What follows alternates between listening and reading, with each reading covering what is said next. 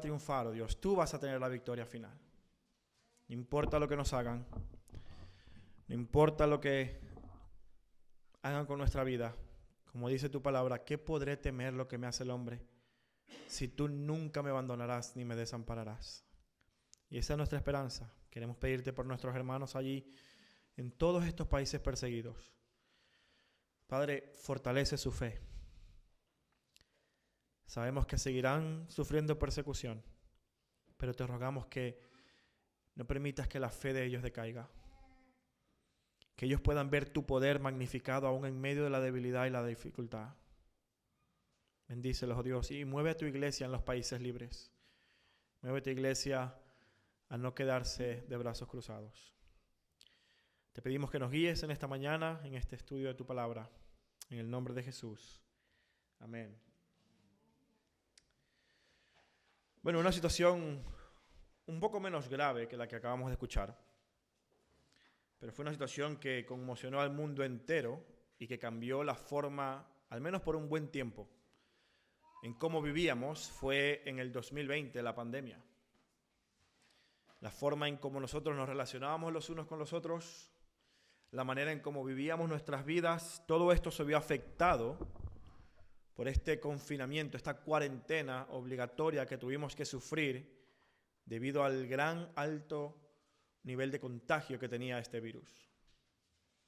Y esto ocurrió prácticamente de la noche a la mañana, para muchos, fue de una forma repentina, que pareciera que el mundo rápidamente se detuvo, como de golpe.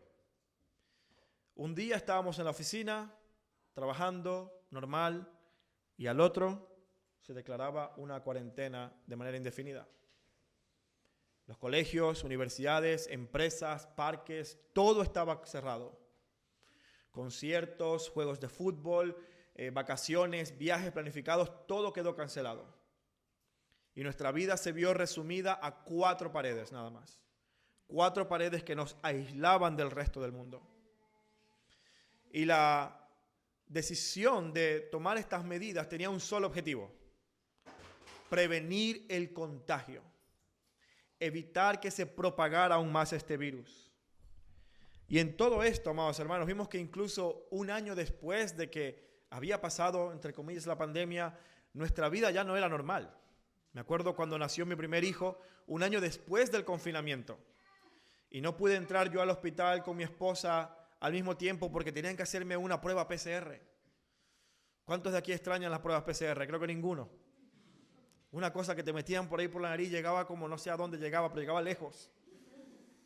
Y amados hermanos, hasta que tú no dieras negativo, no te dejaban de tocar por ahí. Y era una libertad que estaba restringida por la necesidad que había de parar el contagio, de confirmar si tú eras apto para entrar o no entrar a un lugar donde había ciertas restricciones. De hecho, había personas que si no tenían una mascarilla no se les permitía entrar a ningún lado. Ahora, esto nos muestra un principio. El principio universal de que la enfermedad es más contagiosa que la salud. Es decir, la decadencia, la impureza, la enfermedad se contagia, la salud no. Cuando una persona está enferma, no la ponen alrededor de 10 personas saludables para que se sane. Lo que hacen es aislar a esa persona para evitar que las personas que están saludables se contaminen y su salud se vea corrompida. Ahora quiero decirte lo siguiente: durante el confinamiento todos sufrimos esto. Todos sufrimos esta exclusión o este distanciamiento social. Pero quiero que pienses por un momento, ahí en el 2020, como si tú fueras la única persona que tuviera coronavirus.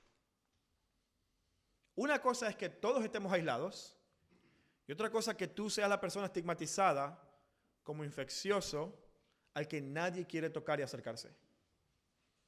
No, lo escuchábamos de boca de Pablo, ¿no? Estas hermanas o hermanos que después de perderlo todo son estigmatizados en la sociedad y son vistos como marginados. Algo debieron haber hecho, por eso les está pasando lo que les está pasando. Esta sensación, si es colectiva, bueno, no pasa nada, pero si es únicamente para ti, la situación cambia por completo. Tú empiezas entonces a sentirte como la persona que está rechazada, que está excluida del resto de la sociedad. Y tú te preguntarás, bueno, ¿y por qué estamos hablando de esto? Bueno, porque algo muy parecido encontró Jesús en el Evangelio de Marcos. En Marcos capítulo 1, vemos a partir del versículo 15, cómo Jesús cuando inició su ministerio, Él empezó a predicar la venida del reino de Dios.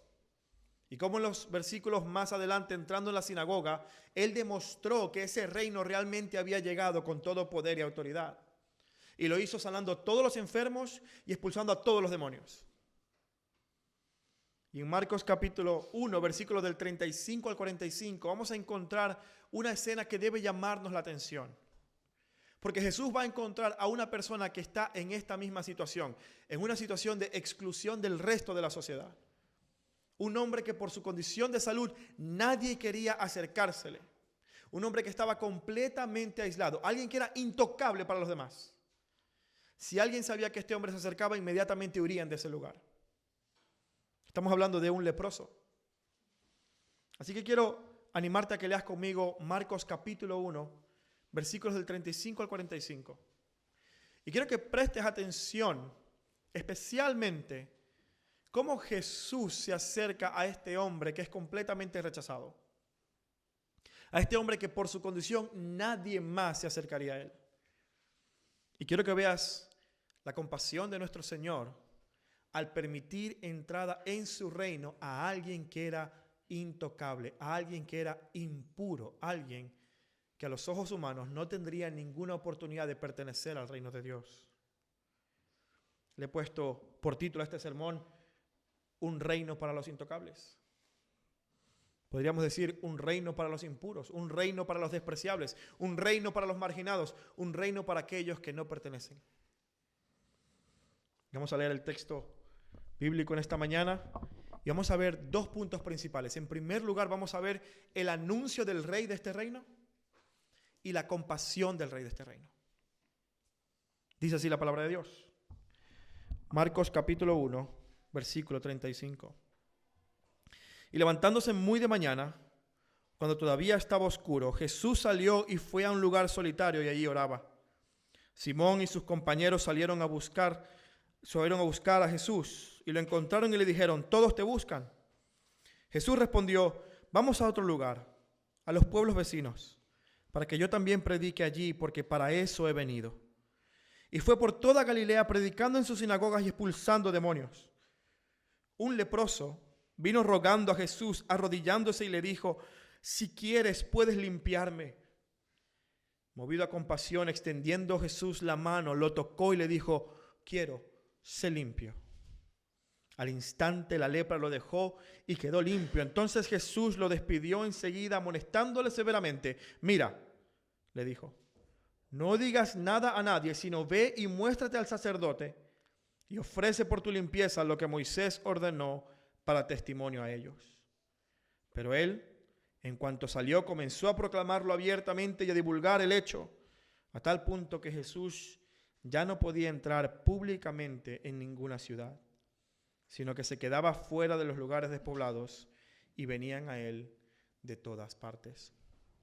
Una cosa que vemos en Marcos capítulo 1 es cómo rápidamente la fama de Jesús se extendió por toda la región de Galilea. De hecho, vemos en el versículo 28, después de predicar en la sinagoga un día sábado y de que un demonio lo reconociera como el Hijo de Dios, nos dice el versículo 28 que su fama se extendió por todas partes, por toda la región de Galilea. Y más tarde, una vez terminado el día sábado, una vez terminado el día de reposo, se nos dice en el versículo 32 que a la caída de la tarde, después de la puesta del sol, trajeron a Jesús todos los que estaban enfermos y todos los que estaban endemoniados. Toda la ciudad se había amontonado a la puerta de la casa. Y sanó Jesús a todos los que estaban enfermos. Su fama se había extendido de una forma tal que todas las personas en toda la región de Galilea venían a él para escucharlo y para obtener un milagro de él. Y eso es lo que encontramos en el versículo 35. El día después de esta noche de milagros, Jesús se va a un sitio solitario para poder orar. Ahora, es interesante que Jesús haga eso. Después de todo, Jesús es Dios. pero también en su humanidad, siendo completamente hombre, Jesús vivía su vida en completa dependencia de su Padre. Y aunque el punto del pasaje no es el estilo de oración de Jesús, creo que hay algo que podemos aprender de nuestro Señor. Él, siendo Dios, encomendaba toda su causa a su Padre, sabiendo que era por el poder de su Santo Espíritu que Él podría llevar a cabo su ministerio. Creo que podríamos aprender mucho nosotros de vivir en dependencia del Señor por esto. Pero lo que Marcos quiere mostrarnos va mucho más allá de la vida de oración de Jesús. De hecho, Marcos, con esa inmediatez a la que nos tiene acostumbrados, rápidamente interrumpe el hábito de oración de Jesús para decir algo muy importante. El versículo 35 dice: se fue a un lugar oscuro y salió, y en un lugar solitario allí oraba. Y el versículo 36 dice: Simón y sus compañeros salieron a buscar a Jesús. No se nos dice cuánto tiempo estuvo Jesús orando. No se nos dice a qué hora salió Jesús a orar. Sabemos que era de madrugada, estaba todavía oscuro. Pero inmediatamente notaron su presencia, su ausencia. Los discípulos comenzaron a buscar a su maestro. Y habla de Simón, que sabemos es el apóstol Pedro, y probablemente estaban con él Juan, Jacobo y Andrés. Pero salieron ellos a buscar a Jesús. Y mira lo que dice el versículo 37. Y lo encontraron. Jesús se había ido a un lugar solitario, a un lugar alejado, a un lugar retirado. Y estos hombres tenían una misión. Hay que encontrar a Jesús sí o sí. No importa lo que cueste, no importa cuántas horas vamos a estar buscando, tenemos que ser diligentes. Vamos a encontrar a Jesús. Y en el versículo 37 se nos dice, lo encontraron. Eran muy persistentes. Y el mensaje con el que llegaron al Señor fue muy claro. Le dijeron, todos te buscan. No preguntaron, ¿qué estás haciendo aquí, Jesús? No preguntaron, ¿quieres comer algo? No. Jesús, todos te buscan. No sabemos lo que estás haciendo, pero hay gente que clama tu presencia. Nosotros vivimos hoy en día en una época en la que ser viral lo es todo. Las personas están como locas queriendo ser virales en las redes sociales. De hecho, a mí me sorprendió hace unos años que tú le empiezas a preguntar a los niños ahora o a los adolescentes qué quieren ser de adulto y dicen, quiero ser influencer, quiero ser viral, quiero trabajar de esto. En mi época era astronauta, policía, jugador de fútbol, ahora es ser influencer. Y la gente hace cualquier cosa para volverse viral.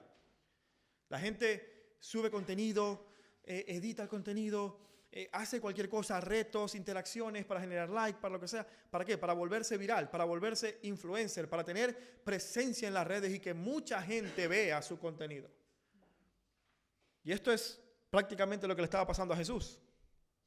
A Jesús le llegaron a decir, todos quieren saber de ti, todos te están buscando. Una oportunidad de oro. Es como una empresa que quiere posicionar su producto, lo que quiere es simplemente poner su producto para que las masas conozcan este producto y empiecen a interactuar con él. Pues esto es lo que a Jesús le pasó. Él empezó predicando en la sinagoga, pero su fama lo llevó rápidamente a que no pudiera moverse con la libertad que ofrecía el anonimato. Todo el mundo quería saber de Jesús. Ahora, es interesante ver la respuesta del Señor. Porque una persona que quiere darse a conocer, ve una oportunidad como esta y dice, esto es una oportunidad de oro. Si sigo alimentando a la gente, mi fama va a seguir creciendo. De hecho, a Jesús, sus propios hermanos de sangre, los otros hijos de María, le dieron este consejo. En Juan capítulo 7, versículo 3 y 4, los hermanos de Jesús les dijeron esto. Sal de aquí y vete a Judea para que también tus discípulos vean las obras que tú haces. Porque nadie hace en secreto estas cosas cuando procura ser conocido en público. Y si tú haces estas cosas, muéstrate al mundo. Es decir, Jesús, este es tu momento. ¿Qué estás esperando? Este es el momento donde tú puedes capitalizar toda esta fama, toda esta influencia que has conseguido con estas cosas sorprendentes que tú puedes hacer. Es decir, si quieres ser viral, aprovecha esta oportunidad. Pero Jesús responde de una manera llamativa. El Señor ve esta situación y ni siquiera pregunta, no dice nada a lo que los discípulos están diciendo. Mira cómo responde Él en el versículo 38. Versículo 37 dice, todos te buscan, 38, Jesús le respondió, vámonos de aquí. Vamos a otro sitio. No tengo que estar más aquí en este sitio donde todo el mundo me está buscando. Vamos a ir a otro sitio. Vamos a ir a predicar, porque para eso he venido. Verás, el Señor estaba haciendo un punto muy importante que sus discípulos en ese momento todavía no entendían. Y es que el punto del ministerio de Jesús no era hacer milagros. El punto del ministerio de Jesús no era simplemente dar vista a los ciegos y ya está. No se trataba de un ministerio únicamente físico. Se trataba del anuncio de la venida del reino de Dios. Jesús hace muchas afirmaciones acerca de sí mismo en el Evangelio de Marcos. Esta es la primera de ellas, donde él dice, yo he venido a predicar. Yo he venido a anunciar la venida del reino. Hay muchas personas que se preguntan, ¿para qué vino el Señor Jesús? ¿Qué vino a hacer Jesús? Este versículo responde, Jesús vino a ser un predicador. Jesús vino a predicar el Evangelio. Y tú dirás, pero no vino a morir en la cruz. Sí, es que no puedes separar una cosa de otra. Porque el mismo mensaje que Jesús vino a predicar era su propia vida entregada en rescate por muchos. Más adelante en Marcos capítulo 10 vamos a ver esto. Porque este mensaje de Jesús, así como su fama comienza a desarrollarse más y más, así el mensaje de Jesús comienza a estar cada vez más claro a medida que avanzamos en el Evangelio de Marcos. Pero Jesús comienza a decir, yo he venido a ser un predicador. Él definió la prioridad en su ministerio, el propósito de su ministerio, en términos de la misión que Dios le había dado. No en términos de la necesidad de la gente, no en términos de la oportunidad de ministerio, no en términos de fama para alcanzar y proyectar más el mensaje del Evangelio. Vino a hacerlo con fidelidad al llamado que Dios le había hecho. El problema es que había un gran riesgo de que Jesús siguiera ministrando como lo estaba haciendo. Y es que la gente lo buscara por los milagros, no por quien Él es. Y esto pasa aún en nuestros días. Estas personas buscaban a Jesús, ¿por qué? Porque querían ser sanados, porque querían que les librara del demonio que tenían, o porque querían ver algo maravilloso. Y venían a buscar a Jesús no por quien Él es, el Hijo de Dios, el Rey eterno, sino por lo que Él puede ofrecer, la bendición que puede obtener de este hombre. A mí dame mi milagro y ya luego te puedes ir. Esta es la actitud que Jesús rechaza. Cuando vienen buscándolo a Él, en Juan capítulo 6, después de alimentar a los 5,000, Él los confronta y le dice, tú vienes a mí porque has comido pan, no vienes por mí. Y Jesús confronta la actitud de las personas que están detrás de la bendición, detrás del milagro, detrás de aquello que pueden recibir, pero no detrás de la persona de Jesucristo. Y el punto del ministerio era que Él pudiera revelar su identidad a los hombres. Que Él pudiera dar a conocer que Él es ese rey que va a entregar su vida por ellos. Y es entonces cuando Él dice, vámonos de aquí y vamos a ir a predicar. Jesús no estaba interesado en fama. Jesús no tenía una agenda en la que decía, voy a ser estratégico para, mira, aquí va a haber mayor aceptación del Evangelio. No, Jesús estaba solamente interesado en predicar fielmente el mensaje del Evangelio, siguiendo la misión que Dios le había mandado. Ahora, ¿cuál era ese mensaje? ¿Qué es lo que Jesús quería predicar? Ya lo vimos en Marcos capítulo 1, versículo 15, donde Él comenzó su ministerio en Galilea y dijo, el tiempo se ha cumplido, decía, y el reino de Dios se ha acercado. Arrepiéntanse y crean en el Evangelio.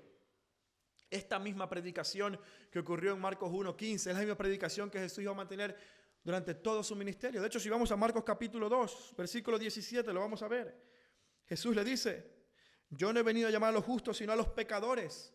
¿A qué los ha venido a llamar? Al arrepentimiento. Jesús predicaba, arrepiéntanse y crean en mí. Él era el punto del mensaje, no el milagro. El milagro acompañaba el mensaje simplemente como una validación del poder del reino de Dios que ya había llegado a este mundo. El milagro era la confirmación de que lo que Jesús estaba diciendo es verdad. Pero el poder estaba en el mensaje, no en el milagro. Si tú lees Romanos capítulo 1, vas a encontrar una declaración muy parecida de parte del apóstol Pablo. Pablo no dice, yo creo en los milagros porque son el poder de Dios. ¿Qué dice Pablo? Yo creo en el Evangelio porque es poder de Dios para salvar. Es el mensaje que Jesús predica. Es lo que Él está diciendo acerca de sí mismo y lo que Él puede hacer en la vida de las personas, no solamente físico, sino espiritualmente, lo que realmente es el punto de la predicación. Y Jesús comienza a moverse por toda Galilea y le dice a sus discípulos, vamos, no voy solo, ustedes vienen conmigo. Porque Jesús estaba entrenando a estos hombres en el mismo llamado que les había hecho anteriormente. Ustedes serán pescadores de hombres. Así que ustedes van a venir conmigo y van a acompañarme en mi ministerio mientras yo predico y demuestro la venida del reino de Dios con poder y autoridad. ¿Qué ocurre en el versículo 39? Se nos dice que recorrió entonces toda la región de Galilea. Fue por toda la región, predicando en las sinagogas y expulsando a los demonios. Este versículo 39 encierra realmente un periodo de tiempo quizás de meses. Pero ya saben cómo es Marcos. Marcos es como esos reels que hay en las redes sociales. Es un video como de 14 segundos. Él te quiere mostrar la verdad acerca de Jesús de una manera muy condensada. No quiere perderse en los detalles, quiere llevarte al punto central. Está diciendo, mira, este hombre empezó a predicar en toda Galilea. Meses, semanas, predicando en todas las regiones cercanas, en todas las sinagogas, expulsando a muchos demonios. Y de repente llegamos al versículo 40. Ahora, quiero que prestes atención a esto. En el versículo 33 se nos dice que toda la ciudad se agolpó a la puerta para buscar a Jesús y que Él sanó a todos de muchas enfermedades. Es decir, la forma en como Marcos habla acerca del ministerio de sanidad de Jesús es miles, muchas personas, multitudes. Jesús iba sanando a todos. Pero por alguna razón intencional, Él quiere que centremos nuestra mirada en este leproso. Sin duda alguna no fue el único leproso que sanó. En Lucas se nos muestra cómo hubo 10 otros leprosos que también sanó. Pero estos son los únicos 2 episodios en los que los evangelistas resaltan el encuentro de Jesús con una persona con esta condición. Y tú te preguntarás, ¿por qué Marcos quiere resaltar la sanidad de este leproso? ¿Por qué él quiere, de todas las personas que él sanó, quiere que nos enfoquemos en este milagro? Bueno, quiero que leas conmigo nuevamente el versículo 40 al 45.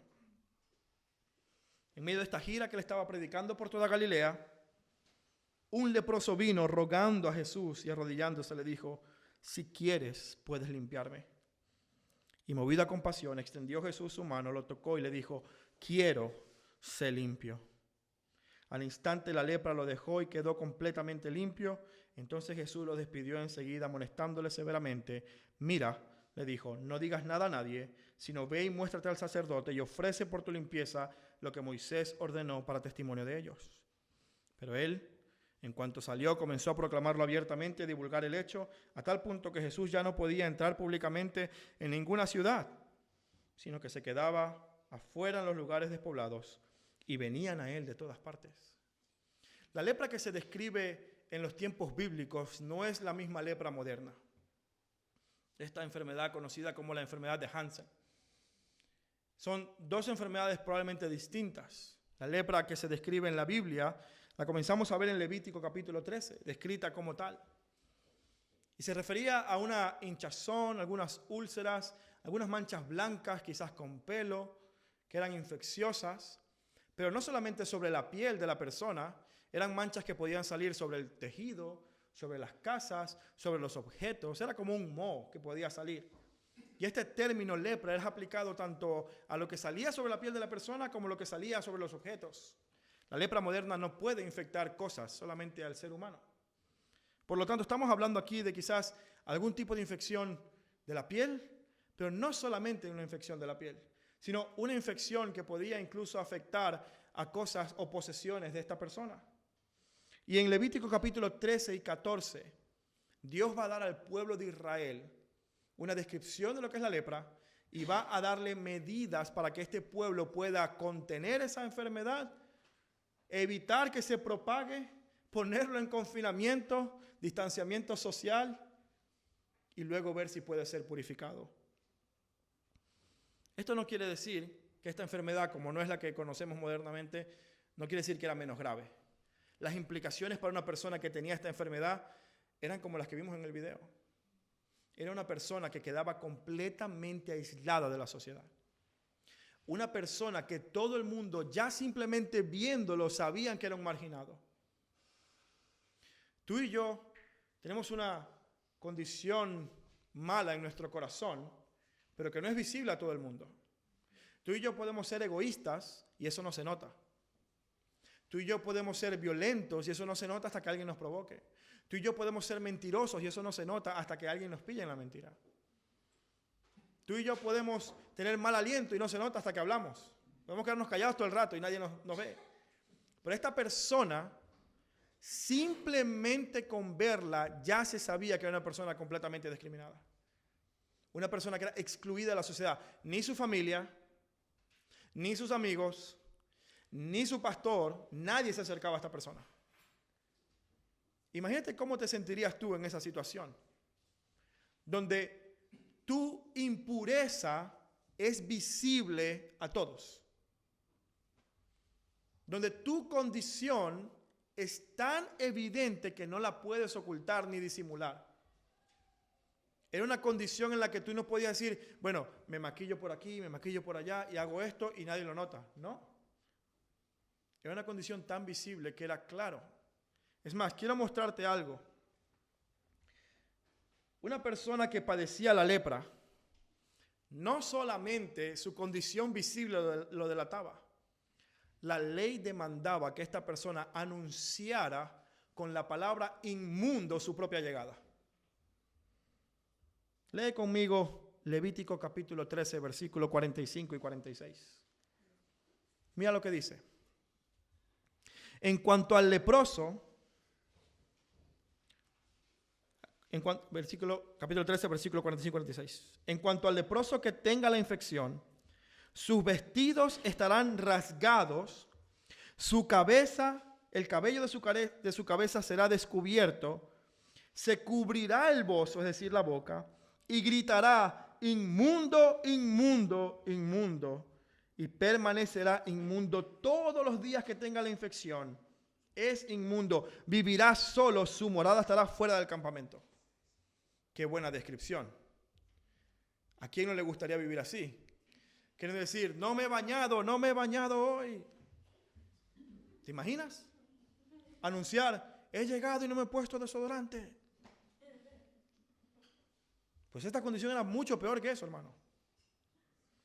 Era declarar a viva voz tu inmundicia, tu impureza, tu suciedad, para que la gente que está a tu alrededor esté alerta. Si no te han visto, por lo menos te han escuchado.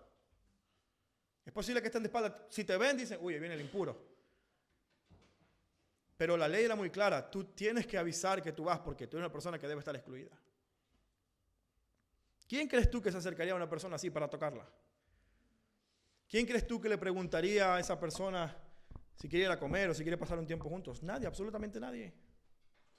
Ni siquiera su familia, porque el problema con la impureza, amado, es que no era únicamente un tema de pecado. De hecho, la impureza descrita en la Biblia casi nunca estaba relacionada con un tema moral, pecaminoso. Era un tema ceremonial y de limpieza. La Biblia describe la impureza como una condición que el ser humano tiene, no necesariamente por pecado. De hecho, un hombre o una mujer, si emitía algún tipo de fluido corporal, ya estaba inmundo e impuro y debía pasar un tiempo fuera del campamento para purificarse. No había cometido pecado, pero esa condición de suciedad ya hacía que tuviera que interrumpir su comunión con el resto del pueblo. Las mujeres cuando tenían su periodo tenían que salir y eran inmundas. Los hombres, por ejemplo, también eran inmundos si tenían algún tipo de fluido corporal. Si tocabas a una persona muerta, ya eras inmundo automáticamente. Si tocabas algo que era inmundo, así sea de esta forma, ya estabas inmundo automáticamente. La inmundicia y la impureza se contaminaba de una forma más rápido que el coronavirus. No hacía falta PCR. De hecho, podías no tener una evidencia física de tu impureza y aún así ser considerado impuro. El simple hecho de tocar un cadáver ya te hacía impuro, aunque no te enfermaras ni nada. La impureza era una condición ceremonial, casi que de higiene. Toda persona que tuviera las manos sucias, los pies sucios, el rostro sucio, era impura. y debía pasar por un proceso de purificación si es que quería ser restaurado a la comunión con el pueblo. Y escuche bien, y con Dios. Porque aunque no era pecado, era una condición que separaba a las personas de Dios. De hecho, cuando se establecen los ritos de purificación, no solamente se establece el proceso de lavado, de purificación en sí, sino que además de eso se establecen sacrificios que la persona tenía que hacer por la expiación y la culpa para poder ser restaurado a su comunión con el pueblo y con Dios. Esta persona no podía acercarse al tabernáculo. Esa persona tenía que decir, ¿me puedes examinar, sacerdote? Y el sacerdote veía, lo examinaba, no, cuarentena, vete. Esta condición de impureza tenía que ver con la santidad de Dios. Dios es un Dios santo. Y nuevamente en el libro de Levítico, Dios va a establecer cuál es la regla para su pueblo, para la pureza y la impureza. Y en el capítulo 11, versículos 44 y 45, Él dice, porque yo soy el Señor tu Dios, por tanto, conságrese y sean santos, porque yo soy santo. No se contaminen, pues, con ningún animal que se arrastra por la tierra. Yo soy el Señor, que los he hecho subir de la tierra de Egipto para ser su Dios. Serán, pues, santos, porque yo soy santo. Fíjate que tocar a algún animal que se arrastraba por la tierra ya era suficiente para que tú estuvieras contaminado. La condición de impureza era muy difícil de evitar. Cosas cotidianas te daban impureza. Y tenemos a este hombre que por su enfermedad estaba excluido del pueblo de Dios, de su familia y de una comunión con Dios. ¿Pero qué hace este hombre? ¿Qué hace cuando él escucha la fama de Jesús?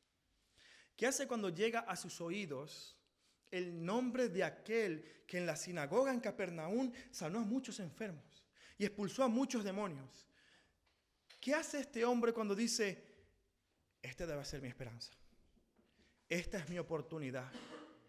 Ahora por fin voy a dejar todo el estigma social, voy a dejar todo el rechazo. Esta es la oportunidad para cambiar mi vida. Yo necesito conocer a Jesús.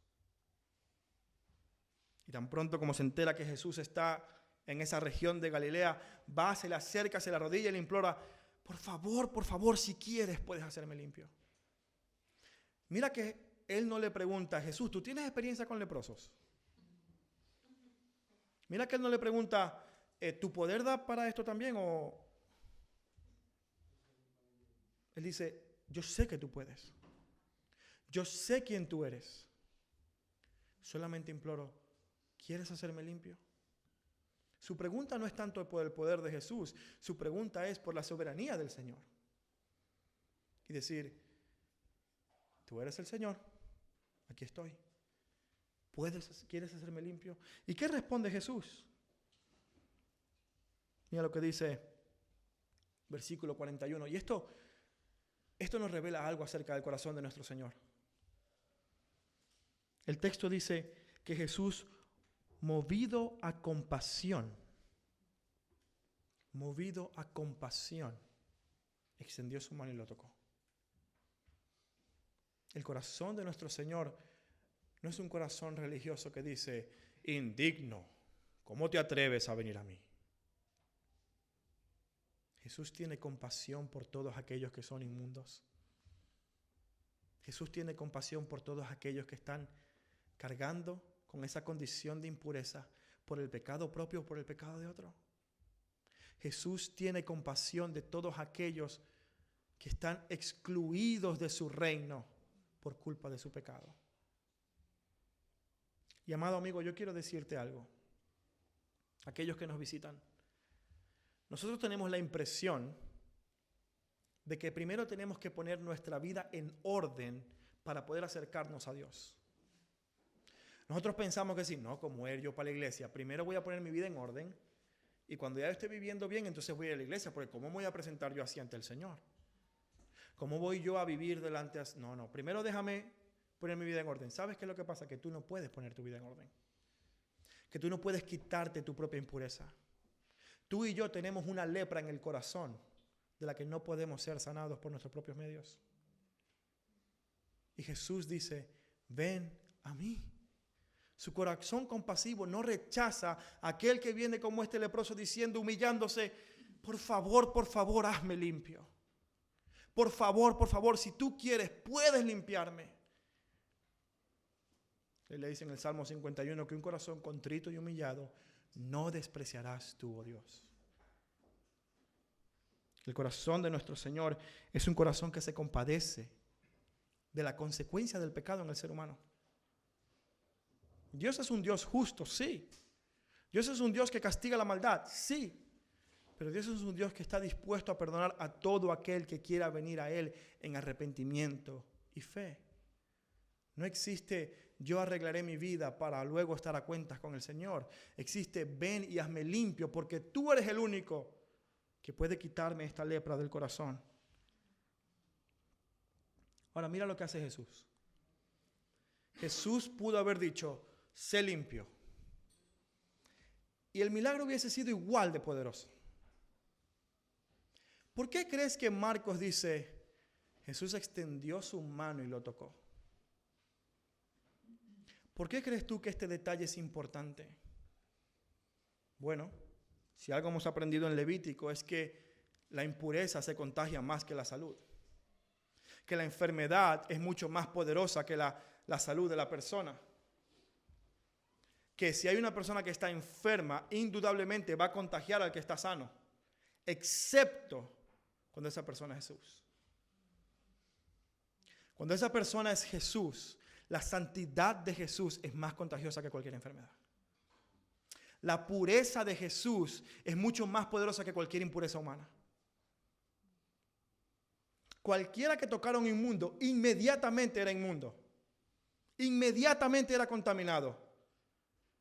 Pero Jesús podía tocar cualquier impureza y en vez de contaminarse, extender su santidad y su sanidad a esa persona.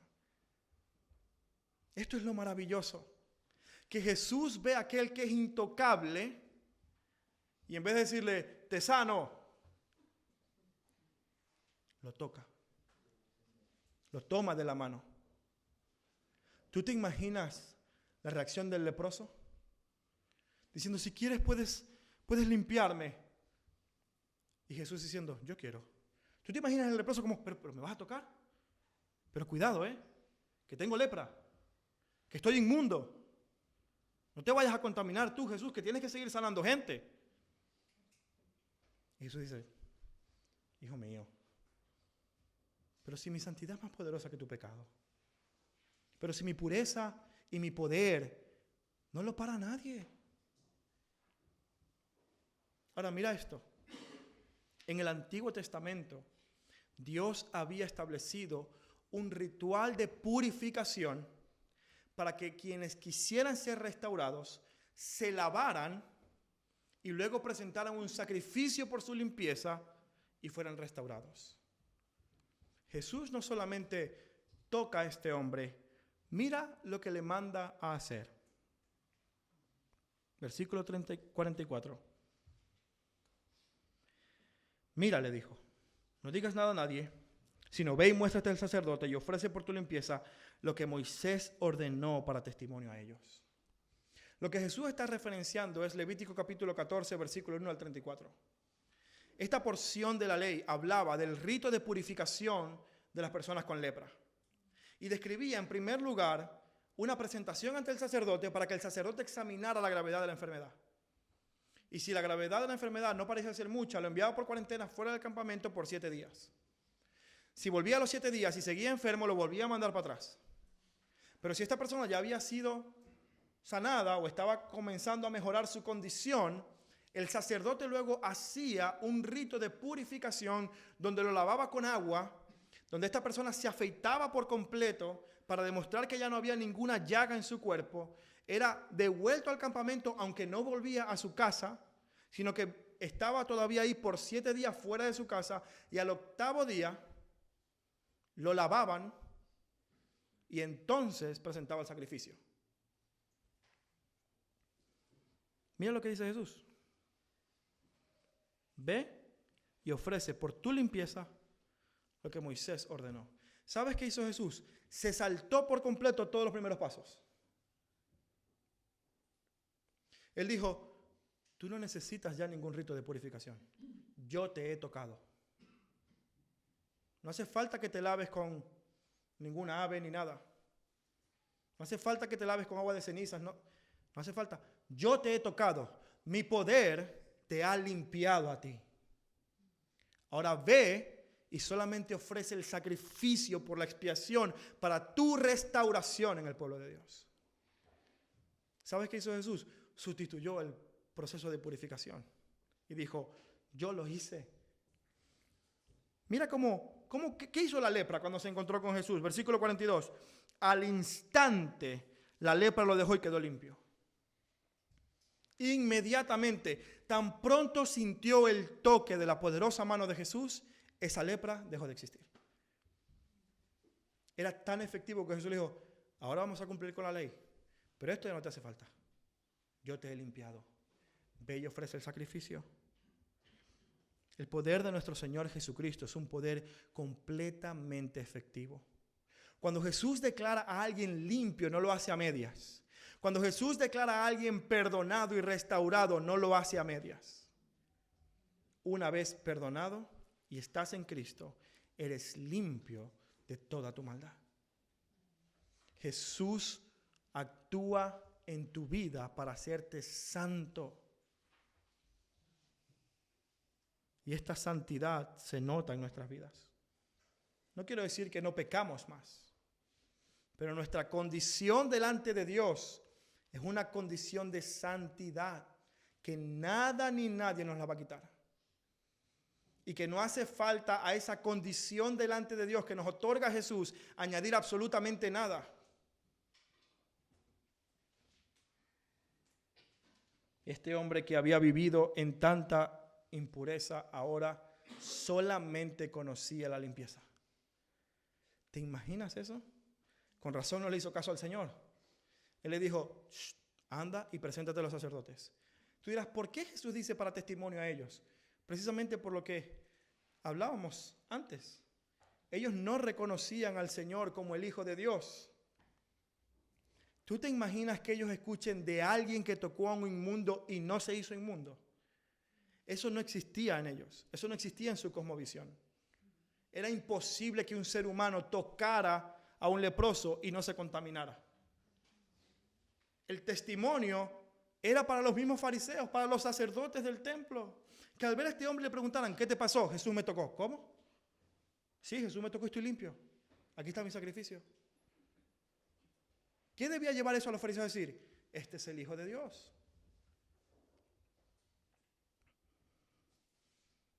Amado amigo, Jesús puede limpiarte de toda tu maldad. Es posible que tú no lo reconozcas, que necesitas esa purificación. Pero tu pecado y mi pecado lo único que hacen es contaminar absolutamente todo. Contaminan nuestras relaciones, contaminan nuestra vida, contaminan nuestras instituciones. Todo lo que el ser humano toca prácticamente lo corrompe. ¿Por qué crees tú que vemos corrupción en las iglesias, en la política, en las empresas, en el deporte? ¿Por qué crees que vemos corrupción en todos lados? Porque todo lo que tú y yo tocamos lo hacemos impuro. Todo. A menos que Jesús sea el que limpie nuestro corazón.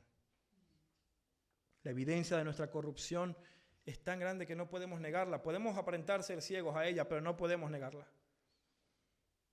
Pero mucho más grande que esa evidencia es el poder de nuestro Señor para sanarnos y limpiarnos. Yo te digo, amigo mío, ven a Cristo en arrepentimiento y fe.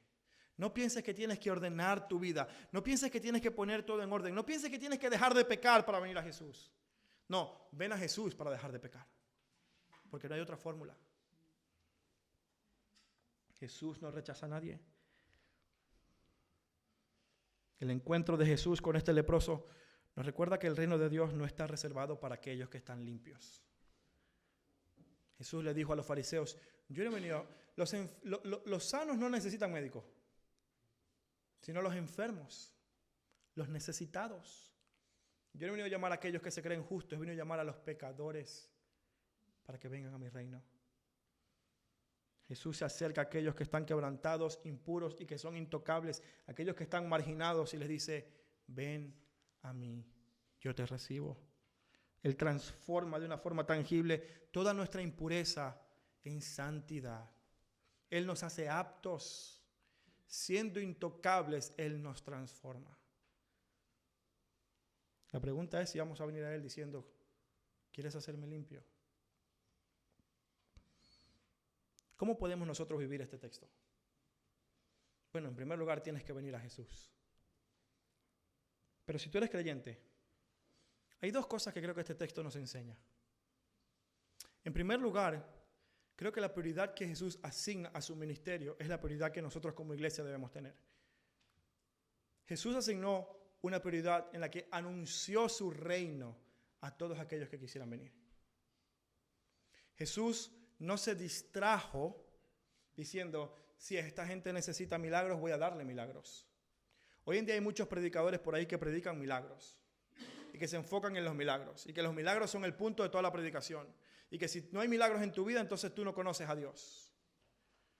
Me encantaría leerles este texto porque Jesús claramente dice, el milagro no es el punto soy yo que te puedo limpiar de tu inmundicia. El anuncio del reino es porque el rey ha llegado y el rey te recibe en su reino si tú vienes a mí. Nosotros como iglesia no debemos distraernos en otras cosas que no sean la predicación del evangelio. El anunciar que el reino de Dios ha llegado y sí, es un reino para aquellos que son intocables. Para todo aquel que quiera traer a Jesús su inmundicia, su pecado, su maldad, este reino es para ti.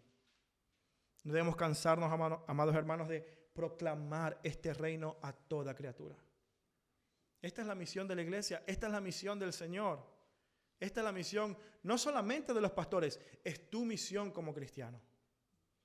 Tú no necesitas, mira, Jesús no nos llamó a hacer milagros, nos llamó a anunciar el evangelio.